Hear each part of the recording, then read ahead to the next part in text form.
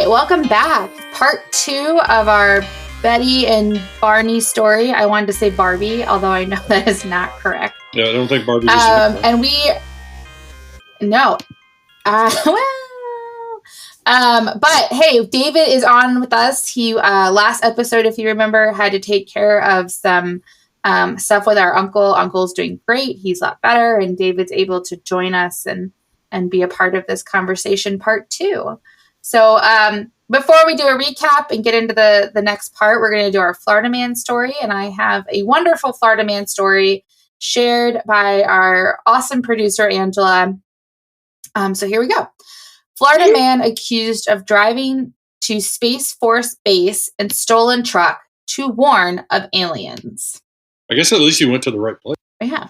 A Florida man was arrested after he was accused of stealing a pickup truck and driving to Patrick Space Force base to warn the government about extraterrestrials and mythical creatures. See, the mythical creatures part's what throws me off. I was on board of warning about the aliens until we brought in mythical creatures. Like that just... Now I think we're talking bullshit. It's the Chinese dragons. Wait, hang on a minute. He was warning of Chinese dragons?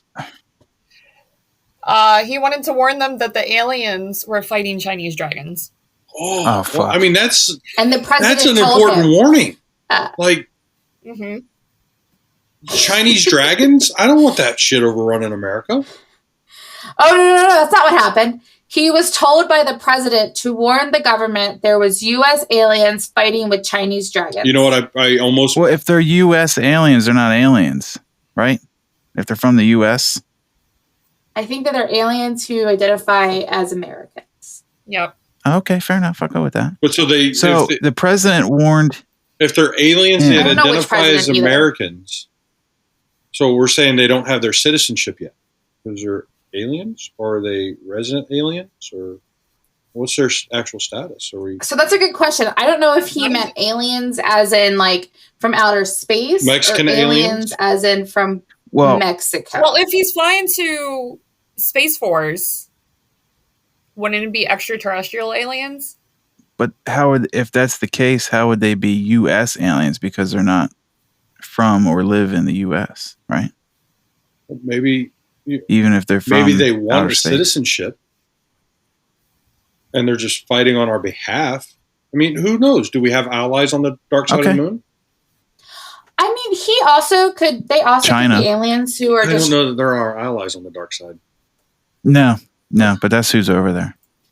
These could be just regular aliens that have come down from whatever planet and they're just trying to make a living on Earth. And in order to get a job, they have to have a social security card, so they become Americans. But that wouldn't make them aliens anymore. That would make them citizens. Right, but they're U.S. aliens. So they're like, just like you're a U.S. human. Who says? They're a U.S. alien. I'm a human. I don't... Well, that's true. But you're an American. I like it. I'm going with that. Okay, now what president... Chevy Truck Month. What president... I hate to...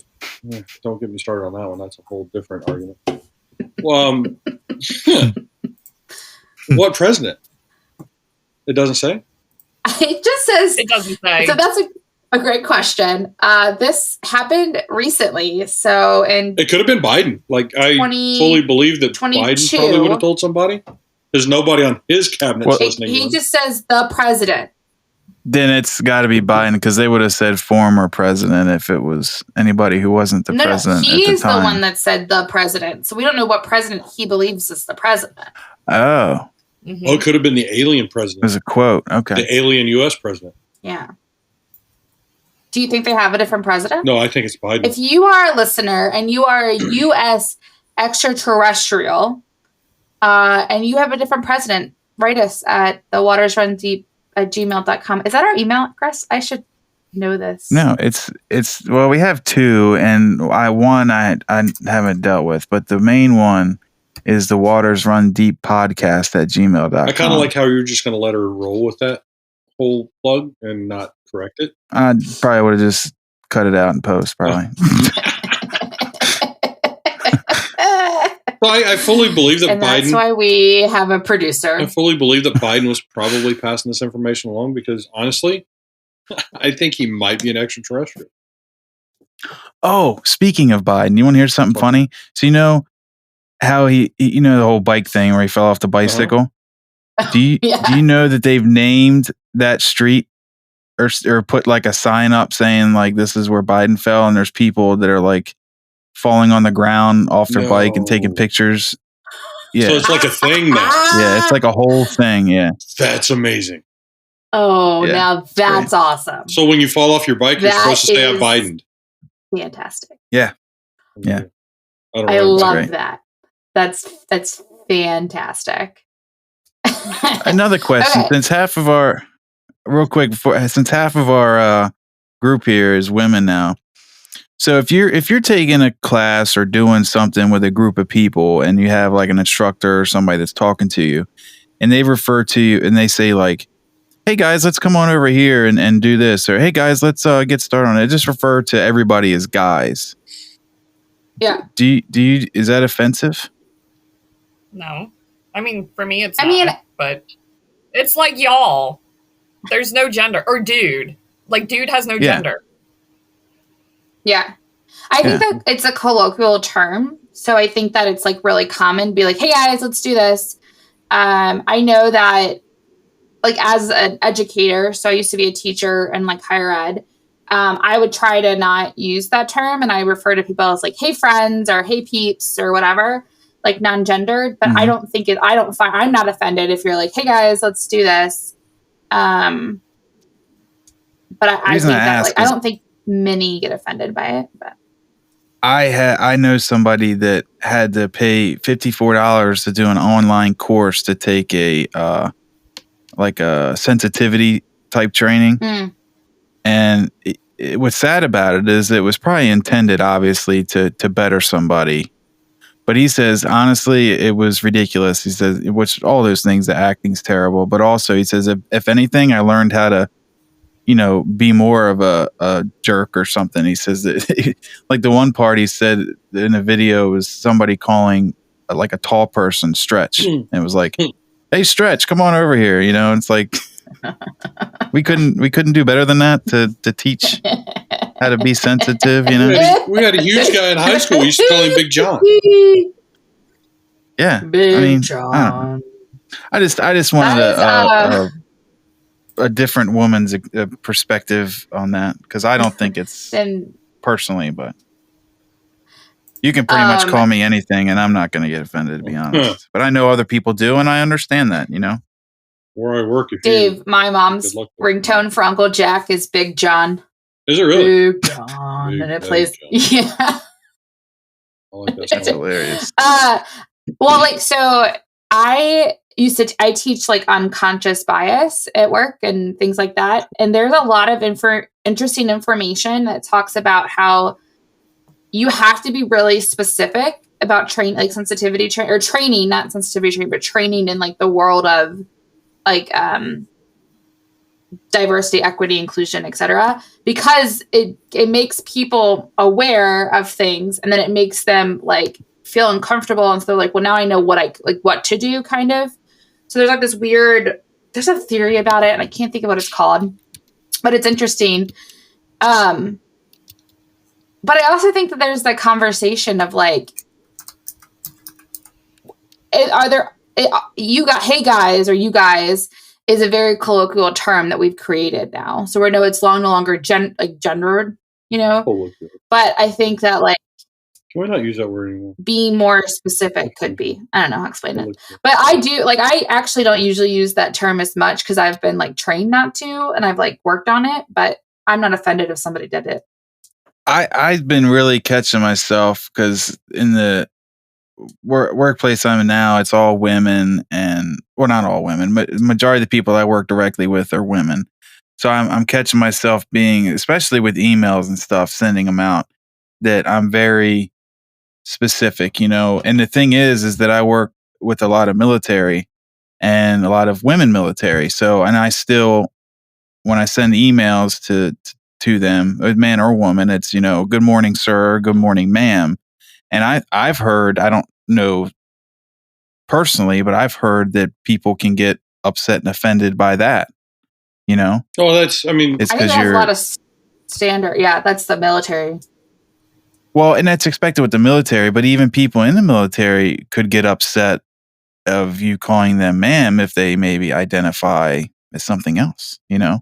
Yeah, so it's kind of a struggle into the conversation. Yeah. So it's a little tricky. I do like a very basic hi exclamation point. Like I don't genderize. Like I don't do any genderization. If I do, like if I don't know that person, like what they prefer or what I don't know it. Like I work with a lot of folks whose names I couldn't assume what their gender is. Like I have a lot of folks that are in India and like China and Brazil and stuff with work, and I'm like, I don't know, and I can't look it up. Okay, Amanda. You know, so I just say they or this person's name. Question. So you work with salutations. You work with all these people overseas, right? Yeah. Are they having the same issues as we're having with this gender identification thing, if you will? It depends. So, like, cultures use gendered. How do I explain this? So, like, in certain languages, there isn't a genderization part of it. So, like, in Portuguese and in Spanish, obviously, language is gendered. Mm-hmm. Like, la, agua, el burro. Like, those are gendered. I said the water and the bull in case y'all no spreke español. So, but in like Chinese culture, there really isn't a gender. Like they don't identify with a gender. There's like a gender language. Like in the Philippines, like genderization is not common. Like they don't have like pronouns like we do. So it's really it's a very language based experience that you have to sort of understand when you deal with like different parts. But English is it also is really cultural, right? So in Thailand, there's actually like 3 genders that their culture recognizes. And so just kind of understanding the culture is how it like what helps. It's interesting because it's not just like, America or like the Western world deals with these things. Like different cultures have different expressions of human life, I guess, if that makes sense. So, and that was I did not learn in my current job. I learned that when I lived overseas, and I would go into like the supermarket, and the worker there is usually from the Philippines or something like that, and they'd be like, "Hi, ma'am, sir," and I'd be like, "I'm a ma'am," but they don't understand like ma'am, sir. Well, I just didn't know if they were having like what they knew. I didn't know if they were just having. Yeah, I mean, I don't. If we were the only ones having like this gender misunderstanding, or if everybody was like, no, I think it's like an all-inclusive. The Western culture. Yeah, no, I think it really depends on culture. I would say like European Western culture, like in certain countries, they have. This is a conversation that was done many years ago, and they don't even think about it. Where America's really Puritan, so like. We have really, really, really Puritan values, even though we aren't as much. And that's really like part of why things have taken a little bit longer for us to get as, I don't want to say free, but as like accepting of different things, opposed to like Eastern Asian culture is really interesting.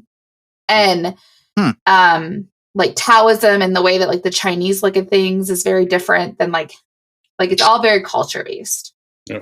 So we just got way off topic. That's interesting. I'm sorry. Sorry about that, but it's pretty interesting and yeah. It's nothing that Chris can't cut out. Yeah, it was good to know in the editing session. No, I think it's good. I learned a lot on that. So Adam's parents were here last weekend for his birthday, and we were talking about the term "dude" and how "dude" is non-gendered. And yes, I think eventually like in the 80s, it was like a dude and dudette, but everyone's a dude. You're a dude. I'm a dude. He's a dude. She's a dude. We're all dudes, right? There's a whole song about it. Let's see. But on that note, all right, we can hear you now. So on that note, real quick, David, you missed it last week, and I don't remember what those charts were, but we were hitting some charts in some countries. So just a quick update rather of where we're hitting. Oh, you do? I do. Oh, sweet. So let us know where we were so David can hear it and the listeners can hear it again, and then I'll update you where we're at today. All right. So as of August 8th, they were 215 in Apple Podcasts in Saudi Arabia for the topic of philosophy. And then August 15th dropped down to 248. However, in Great Britain at 135. Yeah. And this week, currently, we are charting in Israel in philosophy at number 51. Heck yeah! So we're moving up a little bit. Understanding what all this is like, there's a lot of stuff happening in numbers, and the podcast is trending in philosophy. Yeah. In philosophy, yeah. Wow. It's like the top 10 list, or this is, I think, top million whatever list. Yeah, I don't know, but we're in Israel currently. I'll take it wherever I can get it. Yeah, so obviously number one's the top of the charts, and then thereafter is whatever. But so we're at 51 in Israel currently, which is probably the highest we've been in any country. So we're doing something. Okay. Nothing really in the U.S. yet, but it's really tough in the U.S. because there's so many podcasts in the U.S. But there's a million podcasts anywhere, but it's I think it's tougher in the U.S. because I think more people listen to podcasts in the U.S. And that's a total assumption. I have no basis to prove that, but yeah. Awesome. That's freaking awesome. I'm proud of us. Go us. I think so. Go us. Yeah, keep it up, and I hope everybody continues to pass it on and let their friends and family and. Yeah, thank you to the listeners. That's how we got there. But we want to keep it up and keep getting our name out there so we can bring better content and, share it with you all. We enjoy doing it, but, it's good stuff. If you have any suggestions, of course, the same goes as the write us at the Waters Run Deep podcast at gmail.com. You can also hit us up on our Instagram. Rate and review us. That helps us a lot, especially with the charts. Rate and review us on your platform of choice. That's the best way to really help us. We're hopefully sometime in the near future, we're hoping to set up a Patreon and maybe, get some extra content on there for our Patreon people. But that's in the future. We're got some things in the works. We just got to iron them out and get it going. But on that note, we can go ahead and jump into our Florida Man. Were you jumping? We already do. Recap of the story, Chris. Florida Man. Fuck. We did Florida Man? Yeah, remember? Aliens. I was a space guy. Told us fuck. How that abduction on Thursday really got you good, didn't it? Fuck. All right. On that note, can jump into the topic and do a recap of last week's episode. So last week's episode, we talked about, of course, the Betty and Barney Hill case, and we're going to finish up that story on this week's episode. However, do a quick run through of what happened. So this incident took place on September 19th, 1961, and it was a man and a woman that were driving back from Niagara Falls from their honeymoon. On the way back, they got to the a place called Indian Head, and they noticed a craft flying in the sky. They kind of observed it and were watching it as they were driving. They noticed it was getting closer, so they decided to pull off onto the side of the road and observe the craft. Barney used his binoculars and was checking out the craft through the binoculars. And the whole time, until he used the binoculars, he was thinking it was a plane or something like that. Until he looked through the binoculars and he was able to see through the window and see a gray alien beings wearing gray type suits. So at that point, he became concerned. He hopped back in the car and drove off. And at that point, they heard like a tuning fork sound and realized, didn't realize, they kind of went blank for a second. And next thing I know, they were back in the car in the middle of a conversation. They heard the sound again. And then next thing I know, they were back in a conversation again, and they were driving back. They got home. They realized that it took them, in the car, they realized it took them way longer than it should have. It took about an extra 2 hours longer than it should have to take that portion of the drive. Betty's dress, she noticed at that time, had a tear in it, and it was a brand new dress. She was unsure of where the tear came from, but she just felt disassociated from the dress, so she kind of just threw it in the back of her closet and forgot about it. They decided to talk to somebody about it. Barney didn't really want to talk about it. He kind of just wanted to let it go and didn't want to talk about the incident, but Betty just felt like something was going on. There was more, something happened that 2-hour time period. So she sought guidance from her sister and when she talked to her, she realized that, hey, I have a physicist neighbor. So she asked the neighbor, what they could do to kind of figure out what happened. And that's when Barney had noticed these spots on the back of the car that looked like highly polished circles on the trunk of the car. So the physicist suggested they take a compass and kind of walk around the car with it to see if it reacts in any way.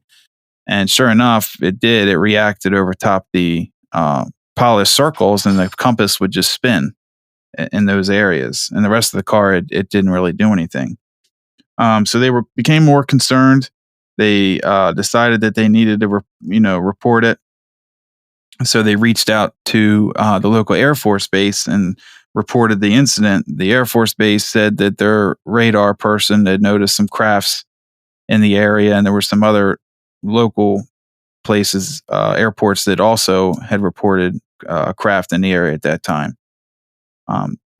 Barney was starting to suffer from keeping it all in, from a really bad ulcer, so he saw the doctor, and the doctor said that, it seems like it's possibly caused by stress, so maybe you need to see a psychiatrist.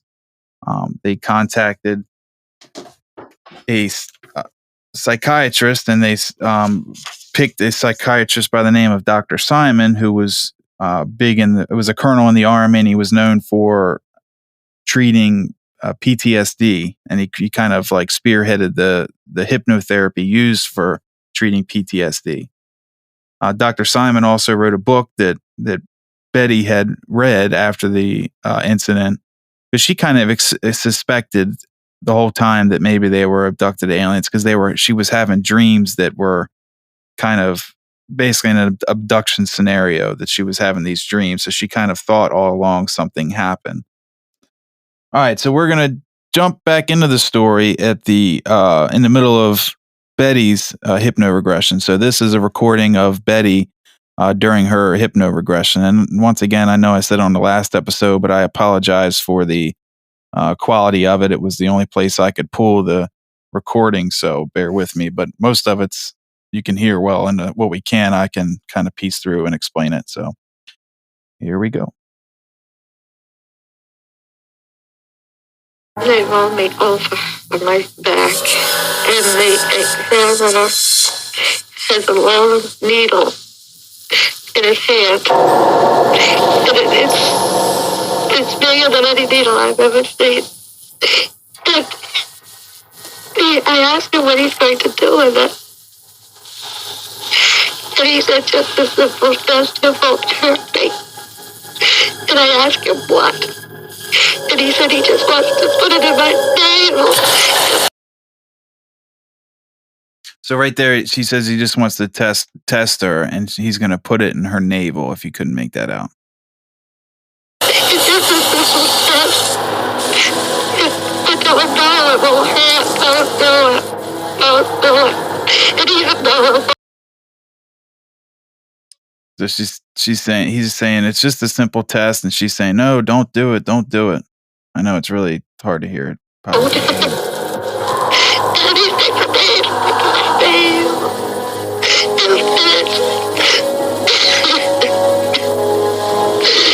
I'm crying, and I tell her it's hurting.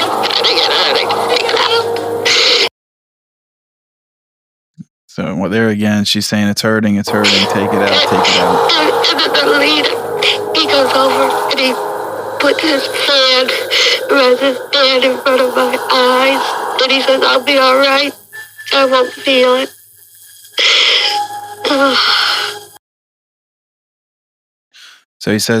She says he rubs her hand over her head, like waves his hand over her head and says, don't worry about it, you'll be all right. And at that point, she doesn't feel anything anymore.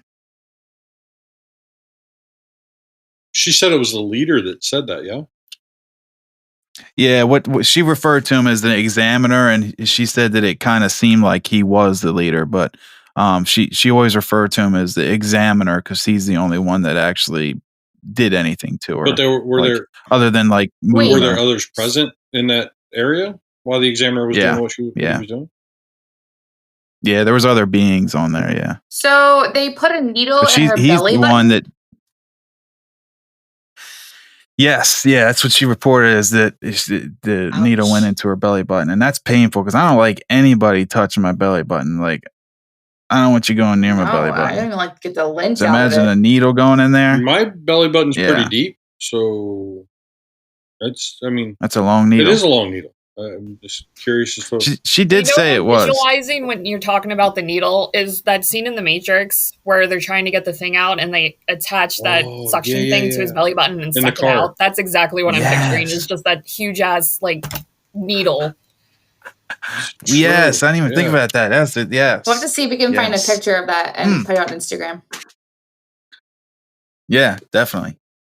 So what did they want to, that was the main below your belly button that would give them any information?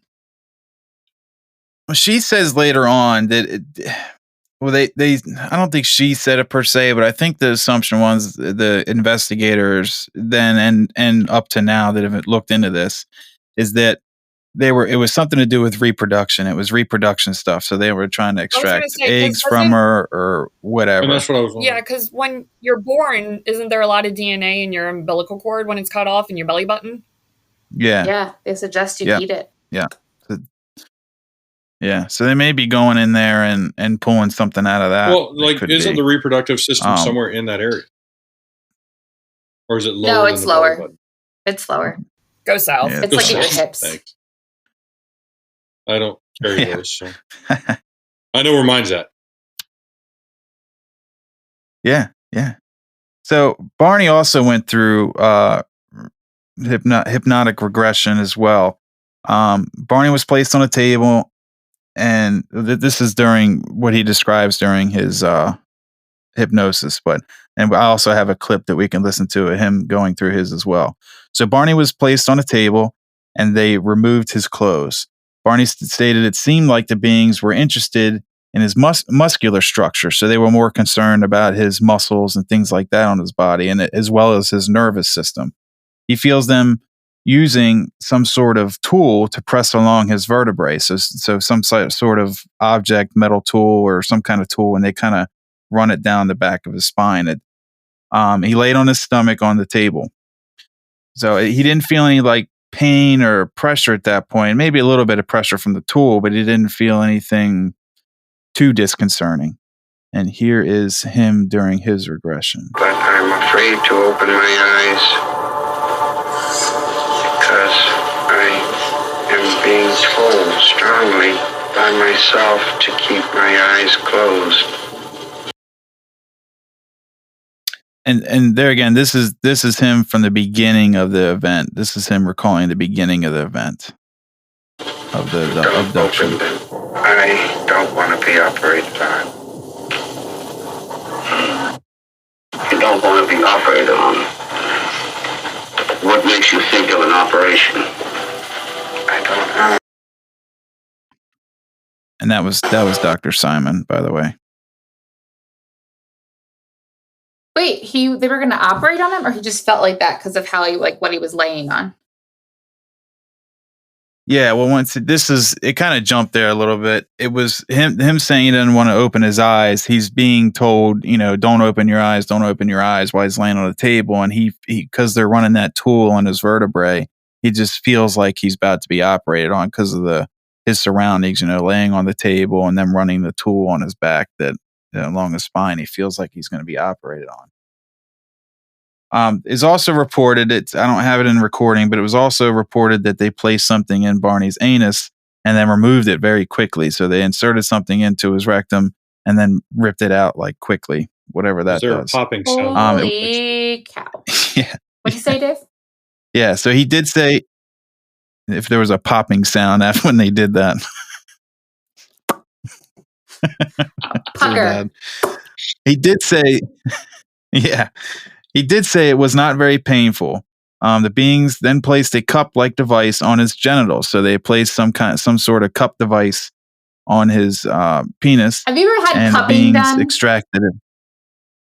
Because I have had cupping, not on my penis. I don't have one, but like my muscles, they cup them because of my muscle damage, and that's painful. So I can't imagine what is happening down there. Now, do they put it on his penis or on the balls? Yeah, but I don't know that both. They put it on the penis. I don't know that they heated it up to create the suction around said penis. Maybe there was a sucking device like a vacuum. Maybe there was another being. Was the point so they can get sperms? Yes, so that was he said that the beings did extract a sperm sample. And at that point, they finished the examination at this point. And then they escorted the Hills off the ship and back to their car. Wait. So they went in to Betty's tummy, and we think to get look at her reproductive, although they were very far off. They apparently also don't know the way to the clitoris. And then... Wow. I'm not sure they were looking for that button. Shots fired. Yeah. They weren't looking for the pleasure button, Amanda. They were looking for DNA. All roads lead to the clitoris. Okay. And then, so I'm assuming that they're trying to probably extract eggs from her. And then spermies, this is my spermie thing from Barney. Are they trying to make a baby? And for those listeners, the spermie fingers were really just the upside down spirit fingers, is what I was cupping doing. Some balls. Yeah. That's my cupping balls fingers. Yeah, or that too. Yeah, it could be cupping balls like that. So, yeah, so I think that's what it is, and I think this is where I think the idea of this is why the Betty and Barney Hill case is so important to UFO people. It's the first report with lost time in the U.S. and really the first one. I mean, there were some before that, but none with lost time. Most people just reported it and remembered the entire incident.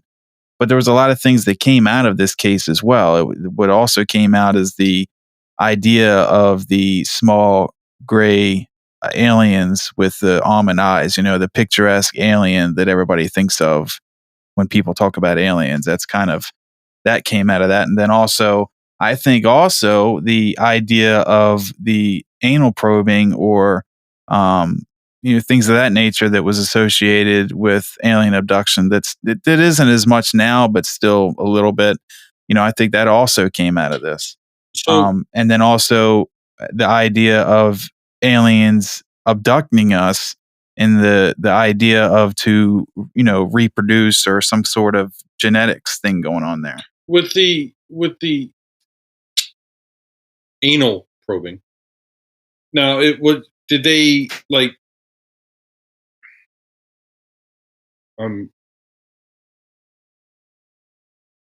was it something for the prostate to expedite the spermies removal, as Amanda would say, spermie? That's a fantastic idea. Yeah, that's definitely possible. It could have been that because he said, it wasn't painful. So it's not something that was in there to do any kind of scraping or extracting because it would have been some sort of pain involved with that, I would think, unless they were going in there, like you said, to massage the prostate to make for him to ejaculate. That could have definitely been an expeditious. And that's why there was just a cut. Expeditious pullout would probably. Yeah. I would think that would be a little painful. You would think, unless they got the extra slippery stuff on there. I need to know what they're doing. Alien that goo. Doesn't seem, regardless of what it was, enjoyable. But yeah. So do we think that there's a Betty and not anymore, but there was a Betty and Barney baby hanging out in space with these aliens? Maybe their name is Beelzebub. It could be. Definitely. But we don't know that they know how to grow one of us. So they if they extracted eggs from her and sperm from him, I mean, you would have to have an environment in which this child to grow, right? I don't think you would throw that in an alien. Aliens, they can. So, David, we kind of talked about this on part one about like I referenced Prometheus and how like all the aliens in that movie and Alien the movie and Aliens the movie, they had to gather the DNA for them to form another life form. So maybe that could be something that they were doing. I mean, I would assume that they were like extracting some sort of DNA, so I agree with that. But how would, I don't know. I think that there's a way that we are grown, formed, you know what I mean, in the womb.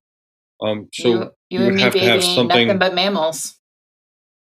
Well, I mean, they're very far advanced. I mean, they could have some sort of artificial womb that they grow, for lack of better words, the being. So that's not so far fetched. I mean, they're traveling through wormholes, potentially coming to our, solar system. So, which we'll touch on where they potentially come from here in a few minutes.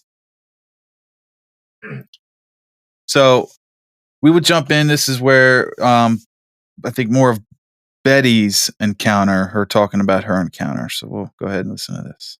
I feel greatly. Fuck. This is more of. So we'll go ahead and jump into more of Barney's encounters. There you go. And I am walking and am being guided, and my eyes are closed. And so this is Barney exiting the craft with the beings. So this is after he had his examination and is walking with the beings. Exiting the craft. I open my eyes, and there is the car, and the lights are off. And I sit back, and I see Betty is coming down the road. So he sees Betty walking with the beings. He's in the car sitting, facing the craft, and he sees Betty walking with the beings, being escorted back to the car. I'm thinking, it isn't too bad. How funny. I have no reason to fear, and I see a bright moon. And I laugh and say, well, there it goes. And I put on the lights of the car, and we begin driving. Betty is giggling, and she said, do you believe in flying saucers now? And I said, oh, Betty, don't be ridiculous. Of course I don't.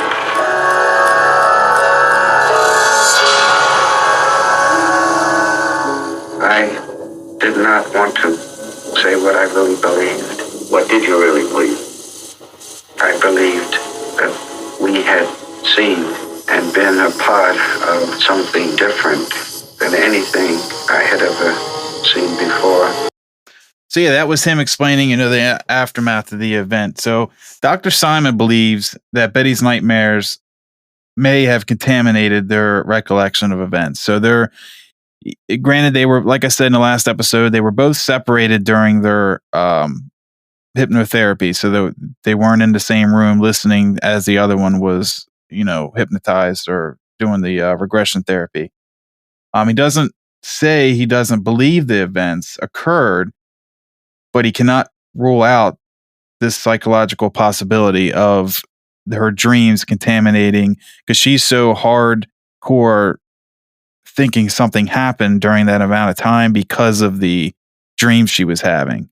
But the event could have caused the dreams to happen, and then the dreams could have caused her to have these recollection of events, is basically what he's afraid of. So he doesn't totally believe it, but he can't rule that out. So he doesn't disagree and feels it only confirms further what they know to be true. So one thing happened or the other. Is either she had these dreams because of the event, or the event's recollection happened as a result of the dream. So it's kind of the chicken or the egg thing.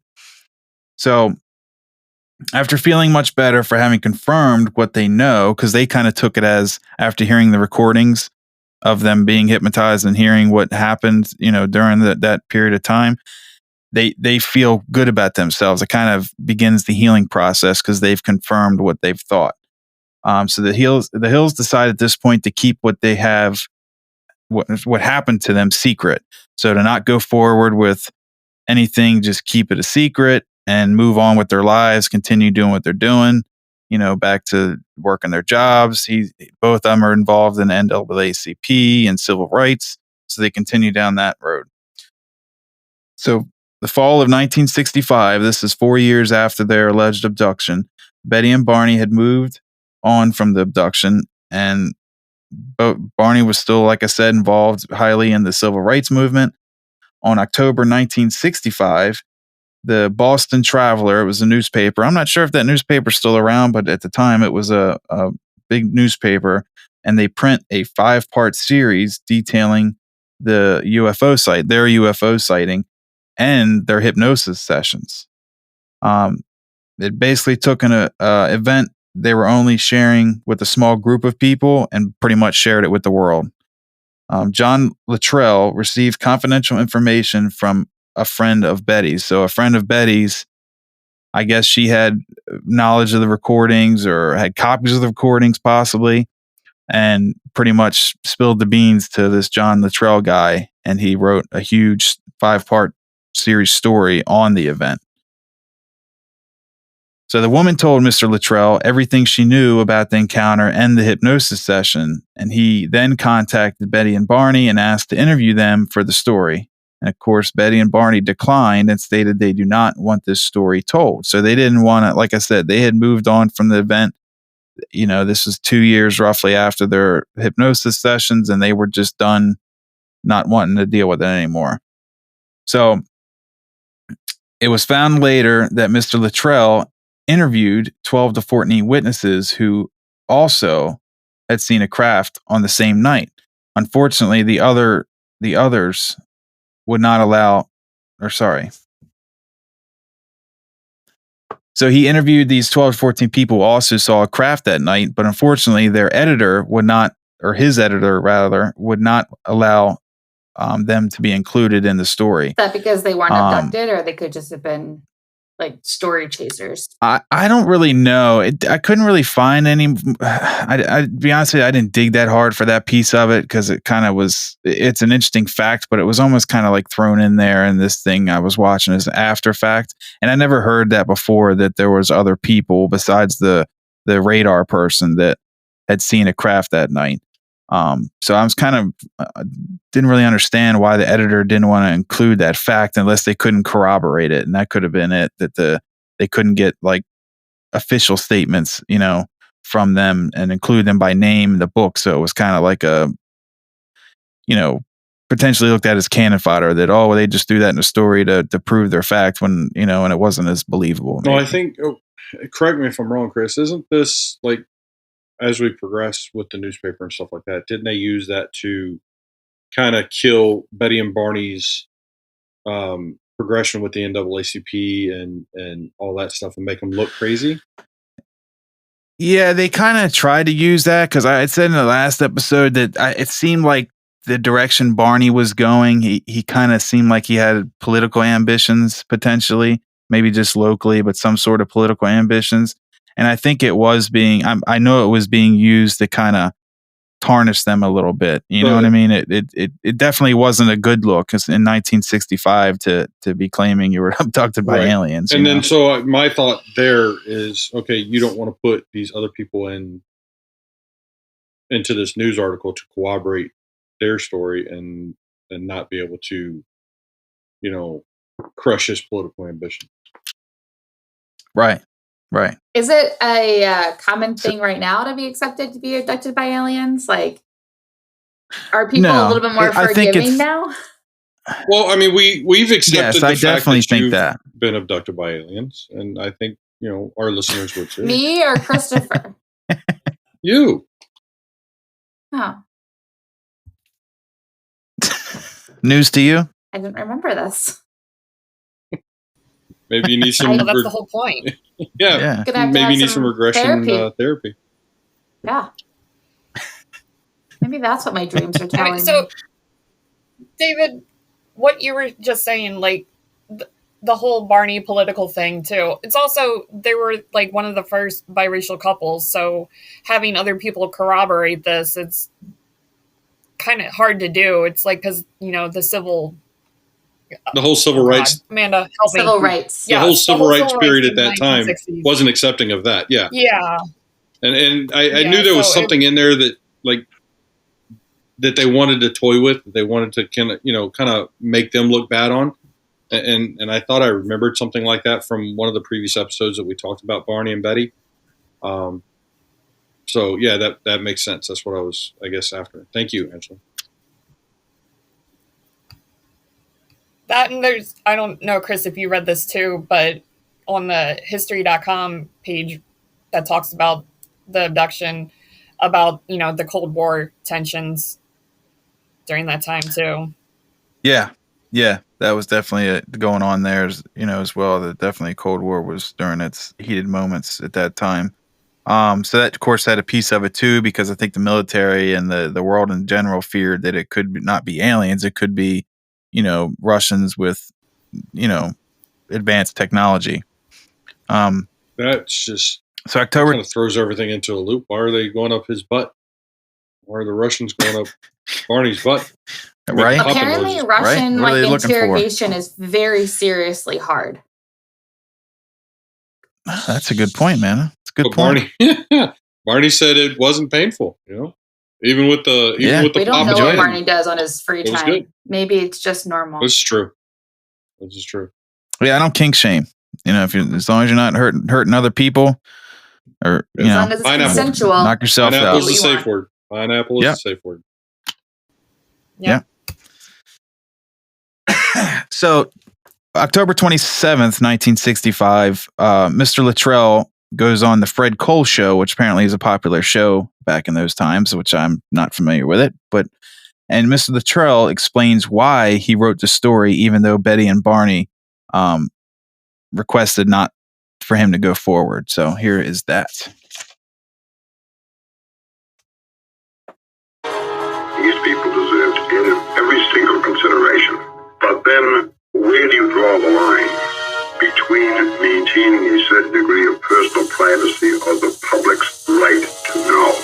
And in making this decision, it had to be made abundantly clear to all of the readers that, number one, the Hills themselves did not initiate this with the Boston Traveler. They have not chosen to talk about any of the incidents at all.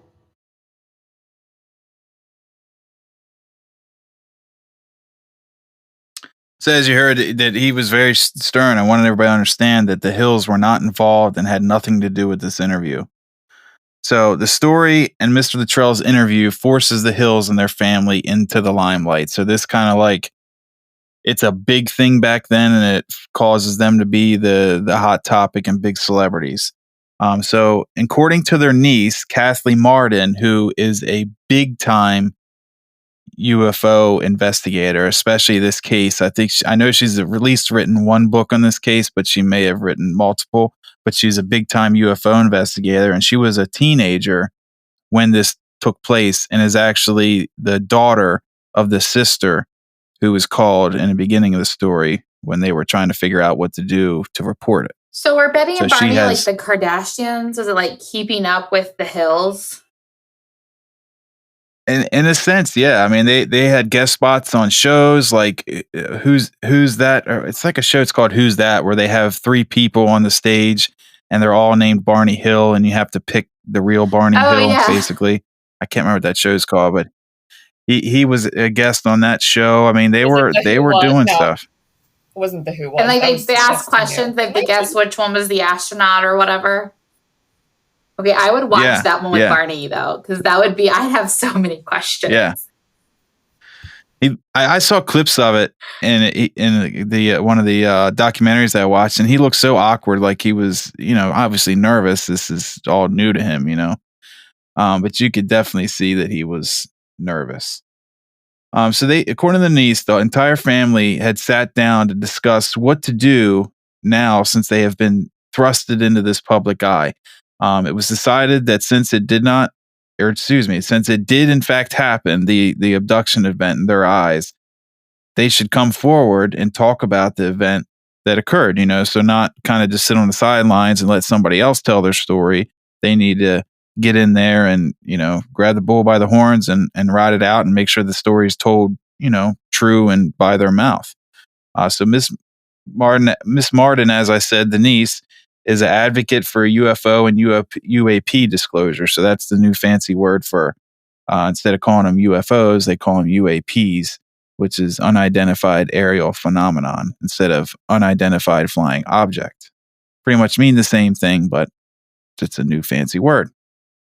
She has written a book, and the book she wrote regarding this topic is called Captured, and it details the Hills abduction and obviously goes way more in depth than I ever could on this topic. So if you're interested in that and want to read more on this topic, I definitely suggest picking that up.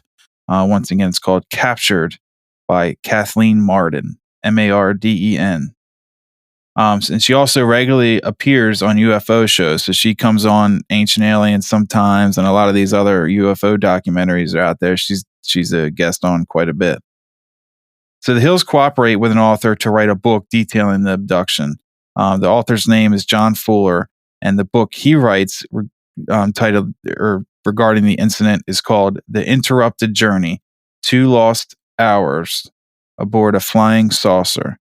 The book was published worldwide and became a New York Times bestseller. So this, obviously, it was still fresh in everybody's mind. And the book just kind of blew up and took the story to another level. What makes the Hill story is they are the first Americans to claim to be abducted and the first to claim to have missing time, as I've said several times during this episode. And also the first time hypnosis was used to recover memories of this kind. And the first time anyone has described the aliens that everyone refers to as the Greys now. Also, the dress Betty wore that night of the abduction would become an important clue. So that dress, you could still see that dress. It's on display, I believe, in New Hampshire. They still have the dress. It's either that. I think it gets passed around a little bit, like going to different conventions and things like that for people to look at the dress. And it may have spent some time, or it might still be in Roswell at their UFO museum there. So over the years, though, several samples have been removed from the dress. And all it would prove is that some sort of organic material was on it. So there were spots on the dress, and they've, cut sections of the dress off, but you could still see the tear where it was ripped. But Betty believes the dress was ripped. And I think I mentioned this in the first episode, but she believes the dress was ripped when she was being escorted to the ship, and she kind of kicked the alien, and she thinks that the dress was ripped then when they were trying to get a hold of her. So a former FBI forensic examiner flipped the dress inside out. So he kind of, several other people had looked at this dress and taken samples, and he had the great idea to, flip it on the inside out, because she said she had this thing inserted in her navel. Maybe there's something on the inside of the dress, right?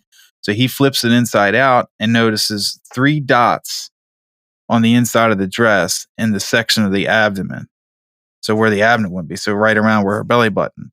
And this, of course, would be consistent of her claim about a needle being used in that area. So it could be 3 dots. Maybe it was a 3-pronged needle, or it could be 3 dots that just from her moving around, it was just little bits of blood or fluid or whatever coming out and, getting on her dress. Now, when they went into her navel, proves her story. She was unclothed, she was naked? Yeah, they removed at one point during the examination. She was completely naked. Oh, yeah, because my thinking was maybe they pierced her navel through her dress, and that was probably some of the blood coming back off the needle through the dress. But if she was naked, that's what they thought. But I think when she put the dress back on after the same thing, but just when she put the dress back on after the event was over, when they were taking her off the ship, I think that, she could have, they didn't put a Band-Aid on her or anything, when you get a shot or something, it leaks a little bit. Apparently not. Or maybe they didn't want to give her something, it to her because it was an advanced Band-Aid. We don't want you to take this back. She'd have definite proof. For sure. Yeah. So in the 1970s, the Hill story explodes again in the media. So this is 5-6 years after, maybe less than that. A few years have gone past since the book and everything came out. So the story explodes again in the media when a teacher from Ohio claims that their abduction story is true. So during her hypnosis and her dreams, Betty claims to have been shown a star map by one of the aliens. One of the aliens that she described as the Examiner. Apparently, she has a conversation with the beings in front of this map. It's kind of like a 3D type of map.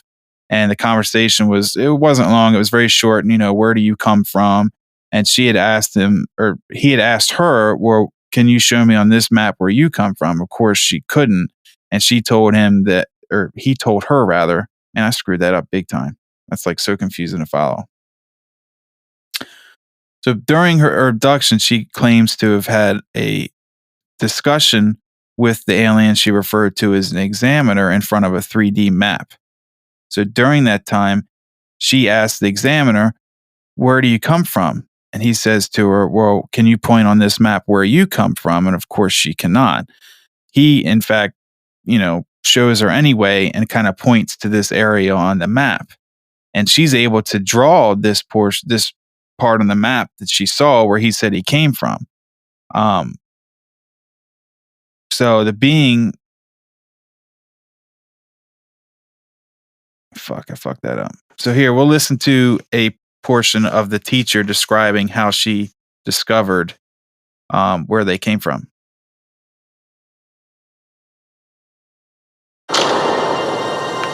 It was an oblong map. It wasn't square. It was a lot wider than it was long. And there were always dots on it. And they were scattered all over it. Some were a little, just pinpoints, and others were as big as a nickel. And there were lines. There were, on some of the dots, there were curved lines going from one dot to another. And there was one big circle, and it had a lot of lines coming out from it. A lot of lines going to another circle, quite close, but not as big. And these were heavy lines. And I asked him what they meant. And he said that the broken lines were expeditions. So that, of course, was Betty describing the map she was shown by the Examiner.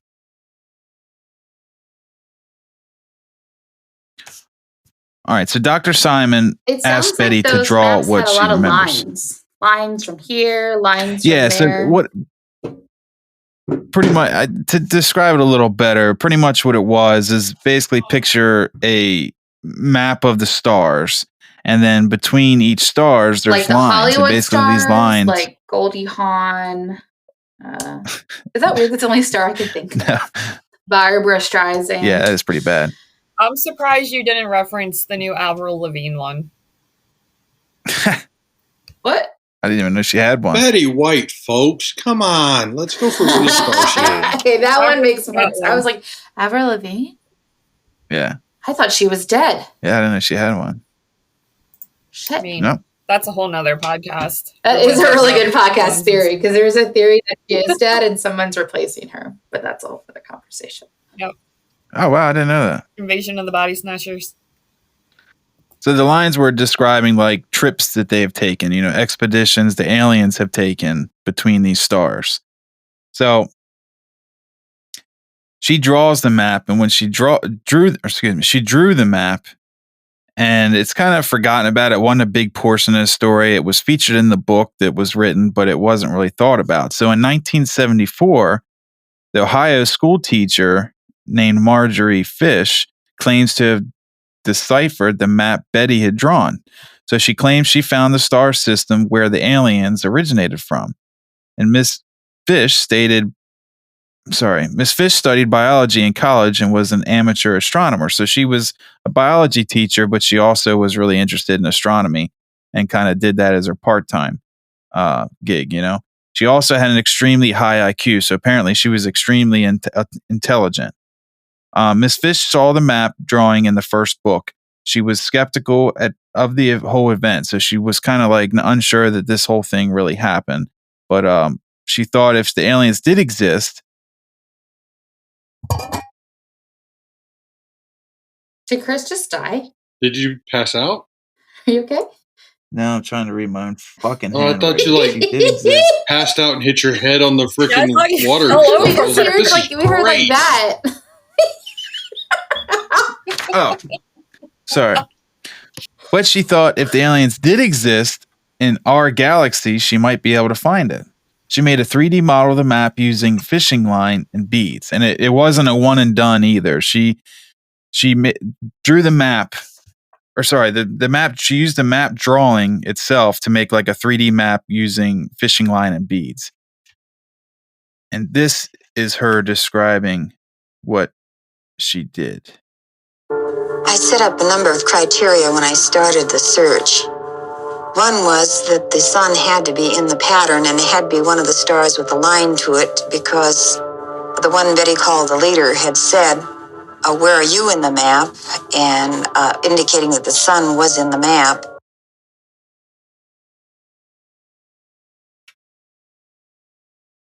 So I will show you guys a picture of the map that Betty had drawn after the abduction to kind of give you more context of what's going on there. Now these pictures we can repost. We can repost on Instagram because I think they're already existing on our Instagram account. Oh, are they? They might be, actually. Yeah, when we talked about aliens those in one the of our beginning. First alien episodes, yep. Because I thought it was like a skeleton hand. Yeah, wait, it was like a skeleton. It was like Edward Scissorhands. Yeah, that's already on our Instagram, so folks can check that out. These broken lines here are the expedition she was talking about. And these are like, they haven't quite fully mapped these routes and what's over here, but they've had a couple expeditions here. And these lines here are what they've taken quite a bit and they know very well. They travel between those areas quite frequently. Oh. So I thought that was pretty interesting. That's better way to describe the lines because it was a little confusing how she described it during her regression. It's like a chart plot on a boat, like your GPS on the boat. Yeah, that keeps your lines where you've been, where you've gone. Yeah. Sorry,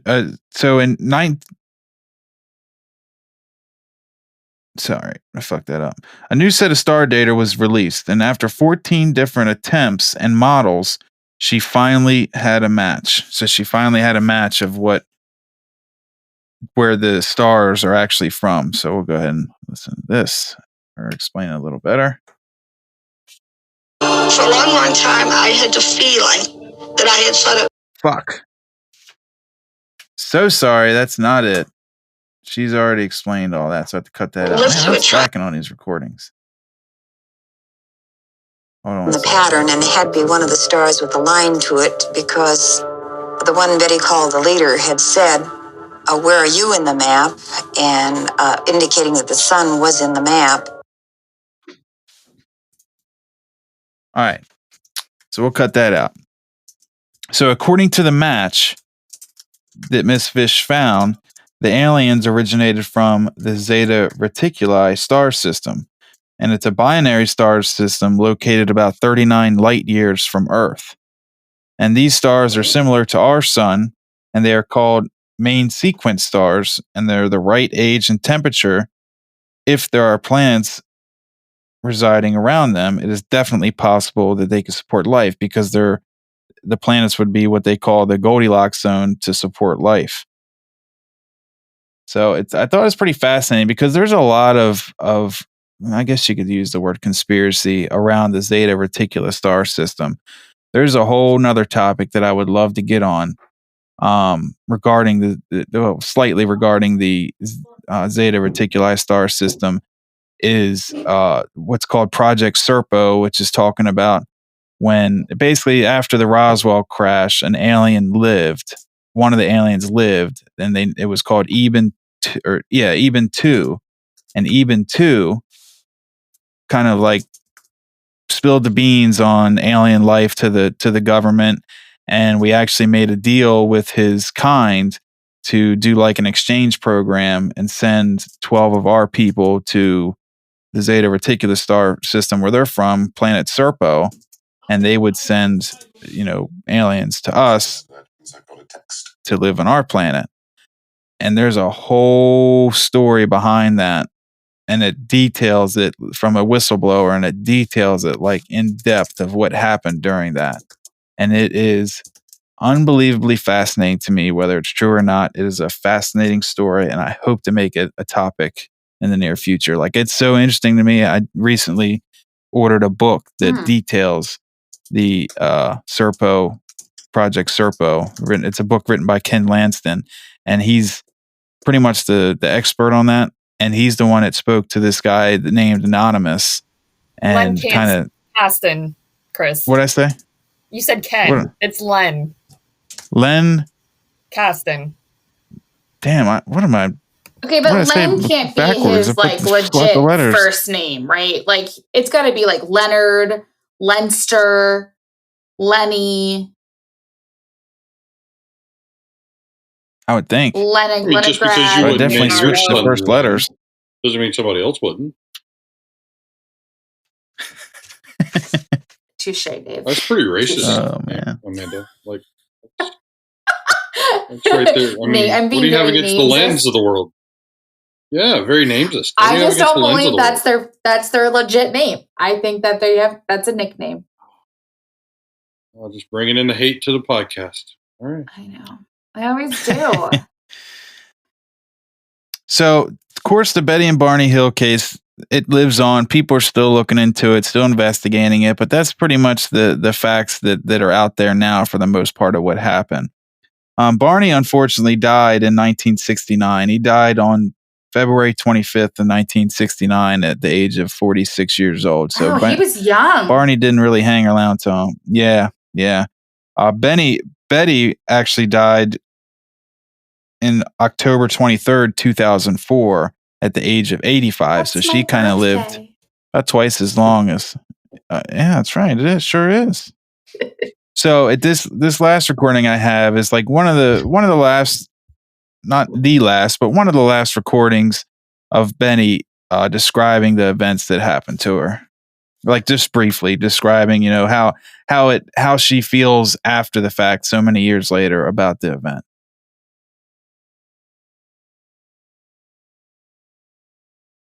For a long, long time, I had the feeling that I had sort of lived through a tragedy in some way. And sometimes, even now, I still have this feeling. Because it's something that's haunting. It's something that's always on my mind. No matter where I go or what I do. It's the last thing I think of when I go to bed at night, and it's the first thing that I think of in the morning when I wake up. And I expect it'll probably be that way for the rest of my life. So you can obviously, whether it's true or not, whether this event actually took place, you see how much it affected her and her life. I mean, it totally transformed her life and made her who she is today. Was there an autopsy performed on Barney? Oh, interesting. I know, he just died. I think he died naturally, I'm pretty sure. Angelique, do we know how he died? I don't off my head, but no one dies at 43 naturally. I mean, I guess out. people do, but I mean, 1972, I mean, it's possible. I was thinking the same thing, Dave. Like, my other question was, so Betty had to be pretty old or much older in 2004, like 80s, I'm guessing, ish. 85. So was she starting to like have more regression with it, like remembering it, or was she pretty lucid? She's pretty loose as far as I know. She didn't have any more regression that I'm aware of, but she definitely did. She would do interviews on, these obscure alien documentaries here and there. So she was still talking about it and still doing stuff regarding it, but it definitely, she was definitely still with it. Did the aliens ever reach out to her again? No, I don't think they took her phone number. They probably took some blood samples. But they did take her. I think they got what they needed from him and sent her on her way. You're saying she was a one-night stand. Straight up ghosted her. They used her and let her go. I've been there, Betty. I've been there, but the right man will come along. Dirty effing aliens, I'm gonna tell you. The right alien will come along. He had the right man. I was gonna say she had it right. Her and Barney were madly in love, and that's what a constant in the story too is how close they were and how in love they were. They were very until she killed him at 45.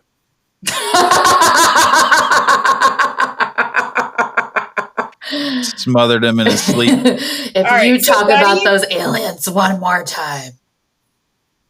So Betty died of lung cancer. Oh, smoker. Okay. Well, you could tell by her voice she's a smoker. I mean, listen, if I'm it was the 60s. Everyone smoked. It was the cool thing to do. True, but if I'm abducted by aliens, listen, there's some hardcore stuff happening. Because I got to get rid of that whole memory, I think. That taste in your mouth? Well, hopefully they put it in his mouth before they put it in his butt and made the popping noise, but yeah. Who knows? Could have been the other way around. Could very well have been. We talked to Uncle Charlie about his colonoscopy. He said that tube tasted like shit.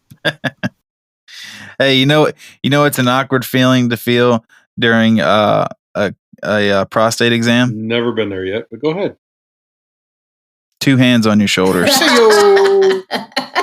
Are you in there, Doc? Okay. So I finally found how Barney died. He died of a cerebral hemorrhage. Whoa. Oh, that's questionable. Really I got some questions there. Because remember, they were rubbing that thing along his vertebrae, which leads to your brain. Huh. Yeah, I got some questions because that was real too soon after it happened. And I don't think I'm not sure too soon after it happened, but he was young. 43, just dying of a cerebral hemorrhage. That's. He died in, what was it, 70? 69, I thought you said? 69. Oh. So, 69. Yeah, so he died within 10 years of the event. A few years. He was 47. And they didn't have any kids, right? How old were they when this event kidless? Happened? Yeah, they didn't have any children. This event happened when, Chris? In 60? 60... Shit.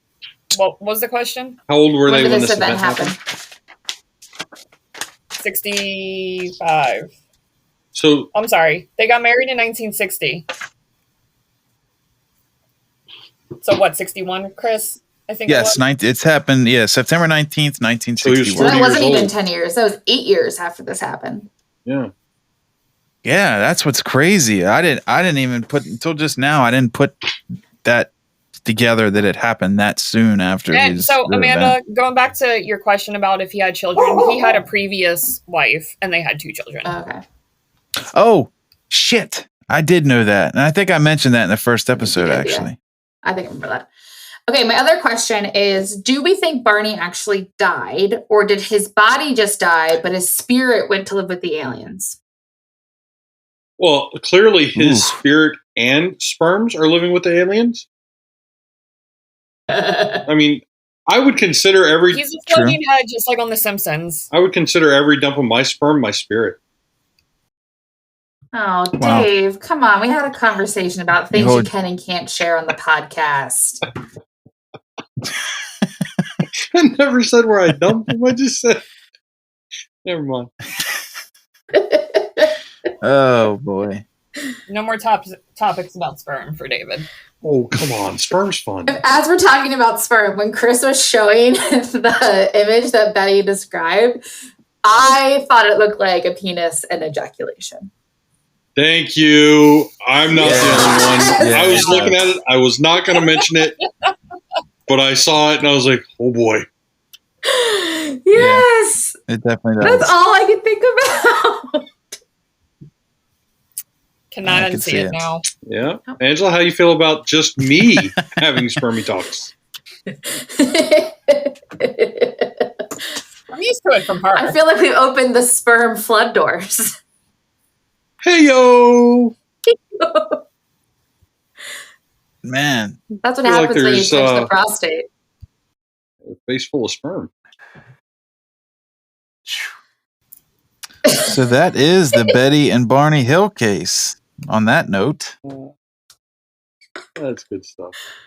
You missed me last week. I know it. You did. We missed you every time. We can't get we did. We definitely missed you.